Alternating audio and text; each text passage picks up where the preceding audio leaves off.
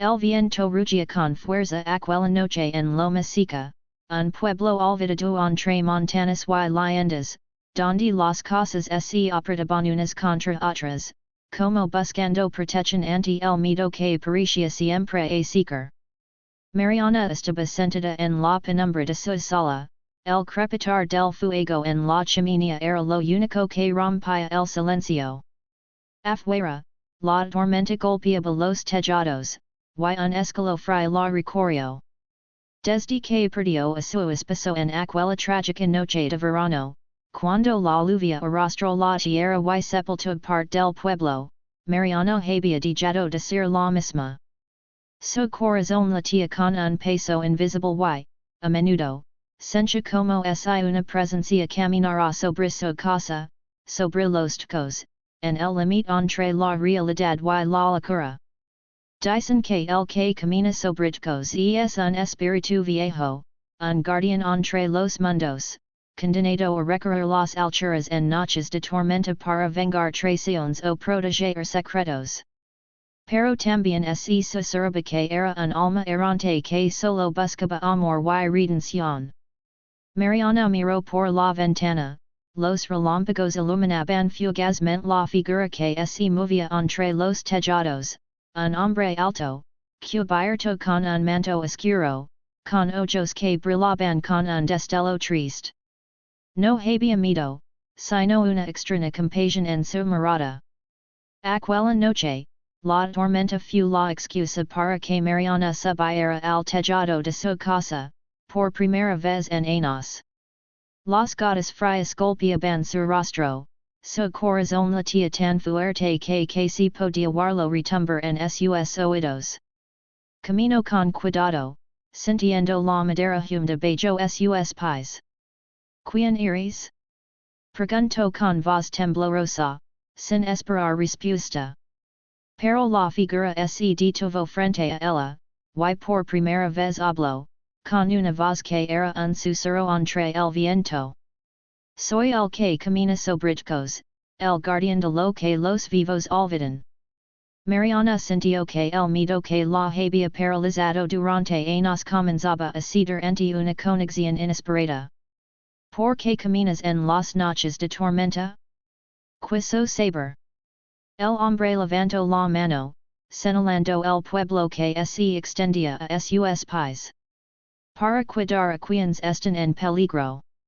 Para buscar aquello que fue perdido, y para sanar corazones rotos. Una lágrima rodó por la mejilla de Mariana. Durante mucho tiempo había creído que estaba sola, que la oscuridad la había condenado. Pero en ese momento comprendió que en el camino del extraño había una esperanza, una promesa. El hombre extendió su mano, y Mariana, sin pensar, la tomó. Fue como si un calor antiguo la envolviera, una mezcla de dolor y amor que atravesaba las fronteras del tiempo. No temas de Joel. Aunque mi camino si solitario, nunca estás sola. El sonido de la tormenta se volvió un canto, y la figura desapareció entre las sombras del tejado, dejando atrás un rastro de luz tenue. Desde esa noche, Mariana ya no temió la oscuridad. Cada vez que sentía el peso de la soledad, levantaba la vista hacia los tacos, buscando la sombra que caminaba entre las estrellas, recordando que incluso en la noche más profunda, el amor puede ser un faro. Lo Mexica despertaba entre nieblas espesas, como si la tormenta de la noche anterior hubiera dejado no solo lluvia, sino una memoria imborrable. Mariana sentía que algo había cambiado dentro de ella, una puerta que se había abierto sin saber bien que esperaba tras ella. Las cosas seguían igual, pero los vecinos comenzaban a hablar en voz baja, temerosos, sobre el que camina sobre tacos. Los niños decían haber escuchado pasos en sus habitaciones cuando no había nadie, y los ancianos murmuraban que era el alma del amor perdido, vagando en busca de compañía. Mariana volvió a subir al tejado, esta vez acompanada por un viejo cuaderno que había pertenecido a su esposo.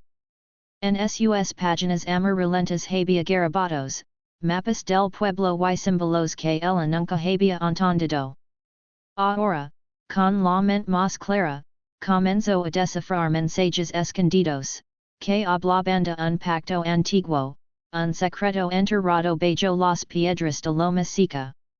Mientras tanto, en las noches, la figura seguía apareciendo, no solo en los tejados sino también en sueños, caminando entre sombras, con sus ojos llenos de una tristeza profunda que parecía ser aliviada.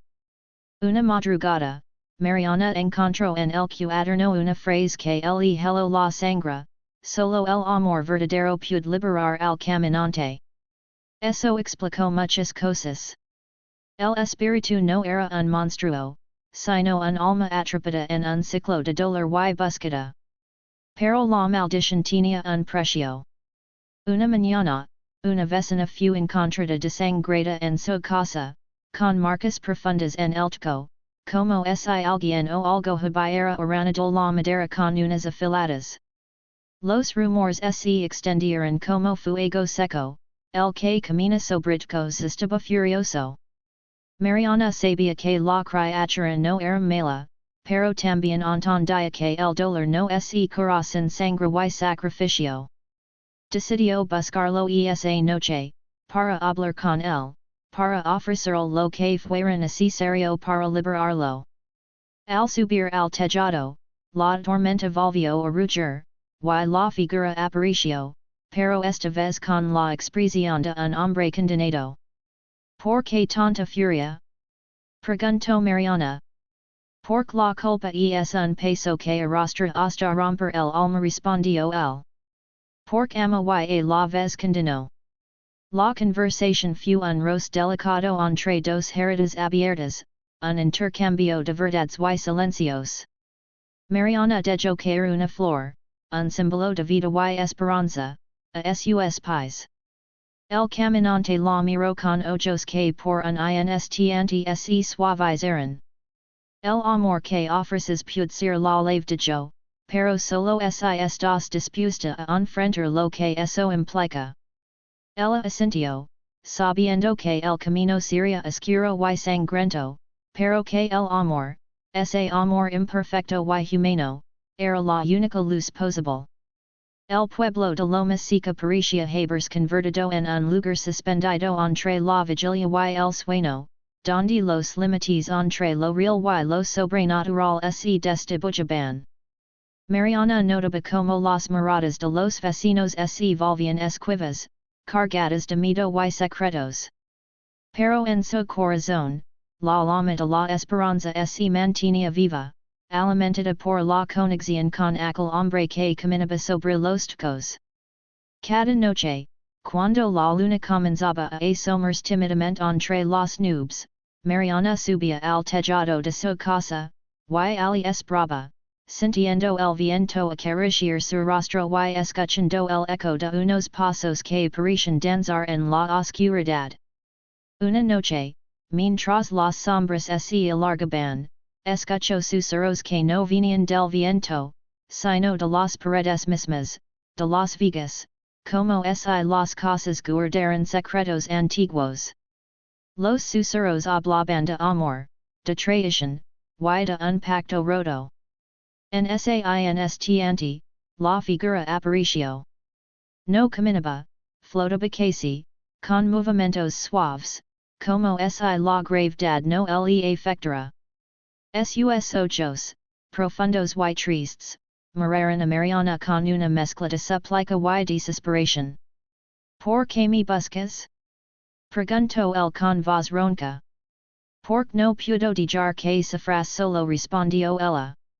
Porque on hay amor en este pueblo, aunque esté enterrado bajo miedo y sangre. El sonrió débilmente y, por primera vez, la tomó de la mano. La piel de sus dedos era fría, pero su tacto despertaba una calidez extraña en Mariana. Hay algo que debe saber de yo. Este cuerpo es solo una prisión. Mi alma camina entre los tacos, buscando un lugar donde descansar. Le canto la historia que el pueblo había olvidado, como, hace mucho tiempo, un hombre fue acusado de brujería y asesinado injustamente, condenado a vagar en la noche, cargando la culpa y la rabia de un amor perdido. Su única esperanza era que alguien lo amara por lo que era, no por lo que temían. Mariana sintió que una lágrima rodaba por su mejilla. El amor que había enterrado durante años comenzaba a despertar, y con él, la fuerza para luchar contra la oscuridad. Pero la noche también traía sus horrors. En el pueblo, se comenzaron a encontrar animals mutilados y señales extrañas, indicios de que la maldición no solo afectaba a aquel espíritu, sino que estaba despertando algo más salvaje y peligroso. Los vecinos cerraban puertas y ventanas con miedo, pero Mariana sabía que el verdadero peligro no estaba afuera, sino dentro de cada uno. Al amanecer, prometió al caminante que no lo dejaría solo, que juntos buscarían la forma de romper el ciclo de dolor y devolver la paz a Loma Seca. La legada de la noche en Loma Seca traía consigo un silencio tenso, como antes de la tormenta. Pero esta vez, no era solo el viento o la lluvia lo que generaba ese silencio, sino la anticipación de algo oscuro y antiguo que despertaba. Mariana sentía el peso de la responsabilidad en sus hombros. No podía permitir que el espíritu, el caminante, siguiera atrapado en su tormento ni que el pueblo sufriera más por viejas heridas que en sangraban. Por eso, comenzó a buscar respuestas en los libros viejos de la biblioteca, entre páginas amarillentas llenas de mitos y conjuros olvidados. La leyenda hablaba de un ritual, una ceremonia que solo podía realizarse en la noche del equinoccio, cuando la línea entre los vivos y los muertos se difuminaba. Para liberar al espíritu, se debía enfrentar su dolor más profundo, derramar sangre de amor verdadero, y renacer. Mariana no estaba sola. El hombre que caminaba sobre los tacos se hizo presente esa noche, y juntos planearon el ritual. La figura, que ahora se revelaba como Andrés, le contó su historia completa, la traición de quienes lo acusaron, la partida de su amada, y el peso de siglos de soledad. El pueblo, aunque temeroso, comenzó a reunirse en la plaza central. Algunos con antorchas, otros con rizos, todos con el temor grabado en sus rostros. Mariana los miraba con compasión y determinación. Sabía que el verdadero ritual no era solo para liberar al caminante, sino para liberar a todos de sus propios miedos y culpas. La ceremonia comenzó con cánticos antiguos y una danza lenta que parecía arrancar el dolor del aire.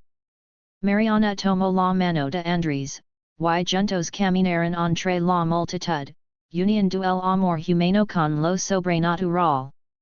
Pero el precio fue alto. Durante el ritual, una sombra oscura emergió de la tierra, una criatura nacida del odio y la sangre derramada.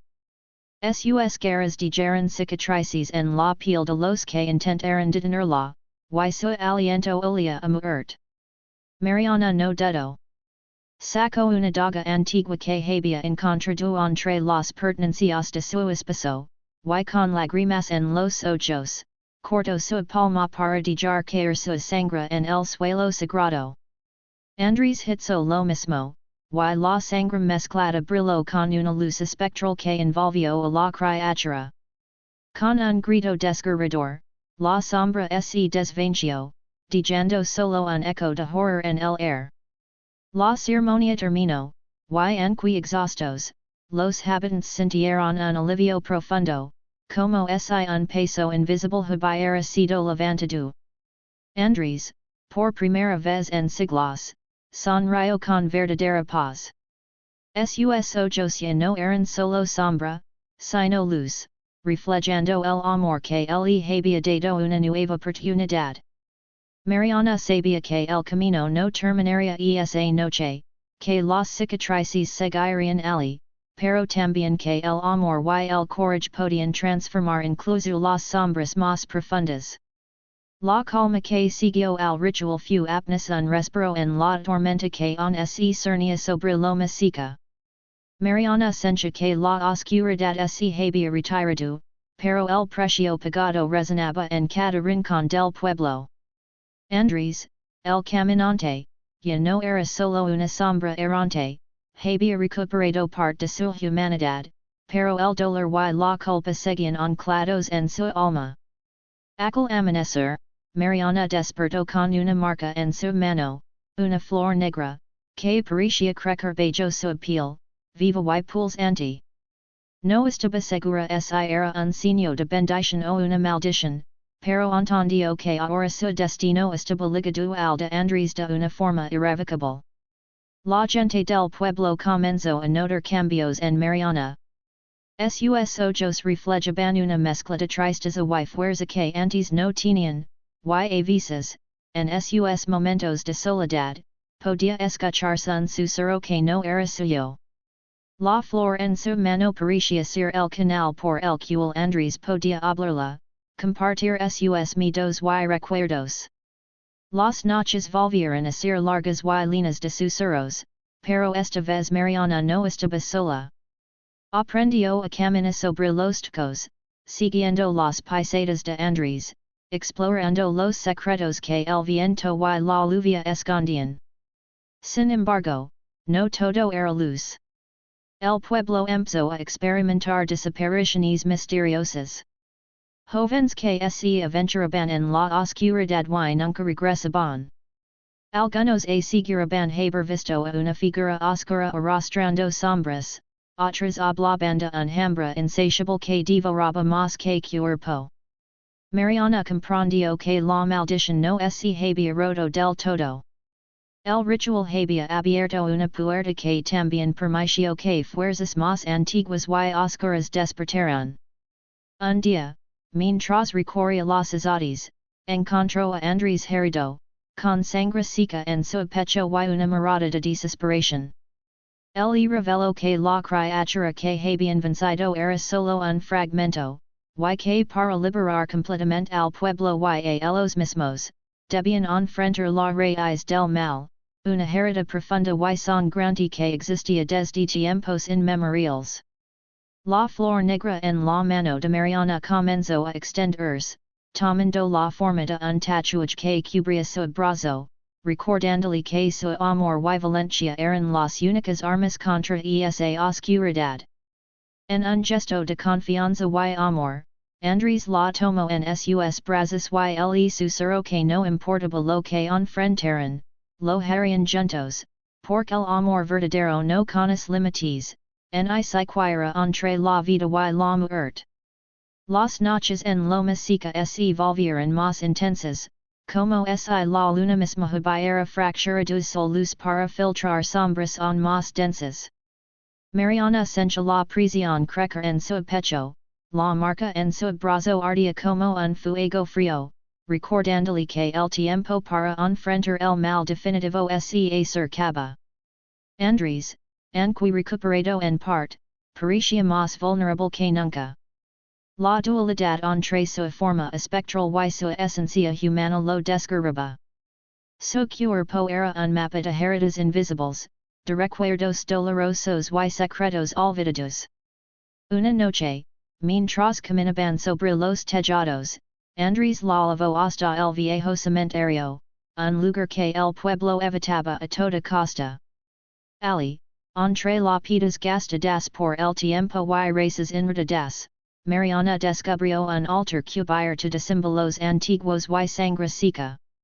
Este es el corazón de la maldición de Andrés.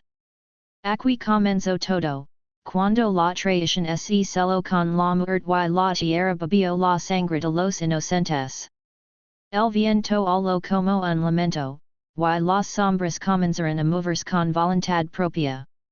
Mariana sintió como su corazón latía con fuerza, y anqui el miedo la abrazaba, el amor la sostenía firme.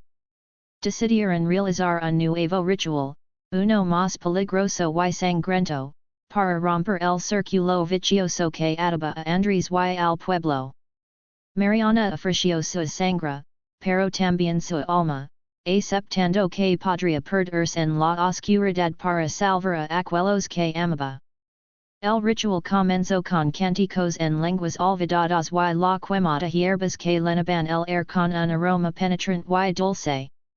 Andres recitaba los nombres de los antiguos, los traidores y los que habían sido sacrificados injustamente.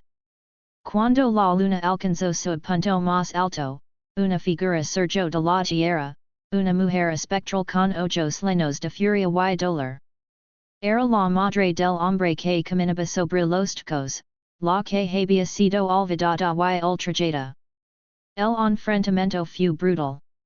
La sombra lanzaba gritos que hacían temblar la tierra, y Andres respondió con una luz que parecía emanar de su propia esencia. Mariana, con lágrimas y sangre, sostuvo su mano y juntos crearon un vínculo que atravesó la barrera entre los vivos y los muertos. La lucha fue sangrienta, pero finalmente la sombra se desvanció en un suspiro de perdón y liberación. El cielo comenzó a clarear, y la luna rota se recompuso lentamente, reflejando la esperanza renacida. El amanecer en lo Mexica nunca había parecido tan silencioso y pesado.